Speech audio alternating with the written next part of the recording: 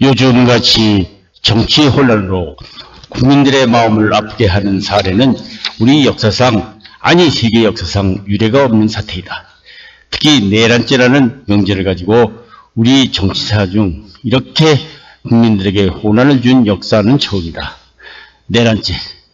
내란죄라는 국어사전상 해석 읽어보자. 내란죄라는 국어사전 풀이를 읽어보기로 하면 다음과 같다. 내란죄. 정부를 뒤엎으려 하거나 국토를 함부로 차지하려고 하거나 그 밖에 국헌을 물러나게 하려는 목적으로 폭동을 일으킨 죄라고 한글 사전에는 정의하고 있다.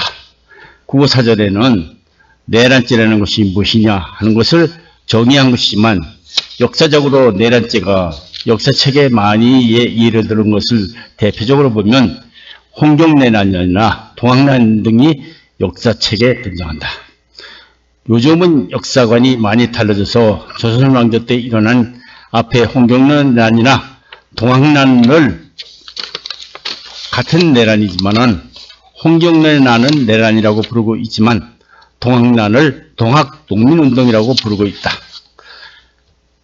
국어사전상 내란죄를 빼고 내란이라는 용어의 뜻을 다시 살펴보기로 하면 내란이란 나라 안에서 생긴 내란이라고 정의하고 있다. 우리가 요즘 정치권에서 걸핏하면 내란죄인이 들먹이고 있지만은 과연 내란이나 내란죄라는 용어의 뜻을 제대로 알고 사용하고 있는지 의문이 아닐 수 없다. 우리가 요즘 정치권이나 언론에서 사용하고 있는 내란이라는 용어를 가만히 살펴보면 내란죄가 무엇이냐를 따지기 전에 내란의 뜻을 살펴볼 필요가 있다. 지난날 우리가 배운 역사책에서는 구로시대나 조선왕국시대에서 왕족국가를 뒤엎으려는 하거나 국토를 함부로 뒤엎으려는 세력을 지칭하여 내란이라는 말을 써오고 있다.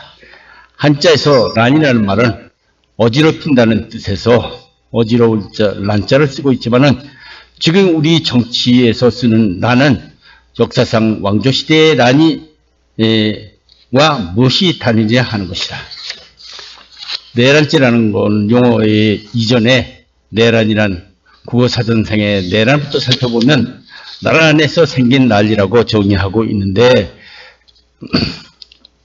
그대로라면 요즘 정치권이나 언론에서 남발하고 있는 내란의 뜻을 제대로 알고 써야 할 것이다. 그러면 나라 안에서 생긴 난리, 다시 말하면 대한민국이라는 나라에서 생긴 난리라고 한다고 치면은 조선 왕조 시대에도 아닌 상권 분립 권력주 구조를 가진 민주주의 정치 하에서 나라를 어지럽게 하는 그 내란이라는 용어를 다시 한번 살펴봐야 한다. 요즘 우리나라가 사용하고 있는 내란을 일으킨 주체가 누구인가를 살펴보면 왕조시대와는 다른 것은 권력구조상 입법부, 사법부, 행정부, 상권 분립하에서 유독히 행정부의 실수에 대해서만 나라를 어지럽게 한다고 하는데 과연 행정부의 잘못한 나라를 어지럽게 지었나 하는 것이다. 요즘 우리나라 정치 형태를 보면은 상권 분립의 당사자들인 대통령, 국회의원, 법관들이 과연 자기들만이 내란의 대상이 아니라고 장담할 수 있겠는가 하는 것이다. 헌정사상 유례가 볼 수 없는 요즘 국회 탈수당의 행포나 이를 저지하려는 대통령의 무리한 비상기염 등이 또한 이에 공정치 못한 사법부의 편파적 영장 발부를 보는 국민들은 참으로 정말 이래도 되는가, 정상적인 나라인가 하는 의구심을 가지지 않을 수 없다. 나라에서 생긴 난리를 과연 이대로 나간다면 이 나라는 민주주의 정치라는 부작용을 감수하는 정치 후진국이 될 수밖에 없는 것이다. 그러므로 행정부만 내란이라 할 수 없는 것이 할 수 있고 사법부나 입법부도 내란이 될 수 있는 것이다. 세상의 모든 일에는 인과가 있는 법이다. 불교에서는 인과관계를 전생의 악업에 대한 불운의 응보라고 했다. 다수당이라는 민주주의 제도의 약점을 이용하려는 국회의 권력 행포나 이를 저지하려는 정부, 이를 공정하게 처리하지 않고 편파성에만 눈치를 보는 사법부, 정말 정신 차려야 할 때이다. 불교에서 말하는 전생의 악업이 다수당의 악업이었다면 이를 저지하려고 무리한 기업령을 발동하는 것을 누가 잘했다고 볼 수 있겠는가. 어쨌든 국민들은 우리 정치의 오늘날 역사상 전무후무한 정치를 바라보고 개탄하지 않을 수 없다.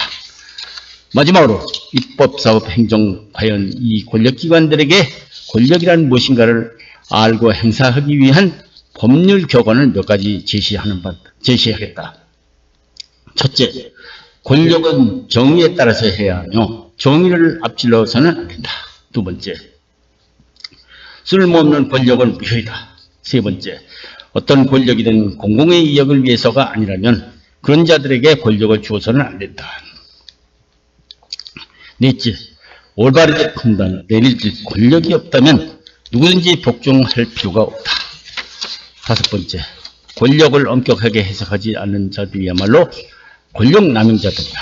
여섯 번째, 최대의 권력을 한 곳에만 집중한다면 그 권력을 이용당하고 있는 국민들은 최소의 자유만을 누리게 될 것이다.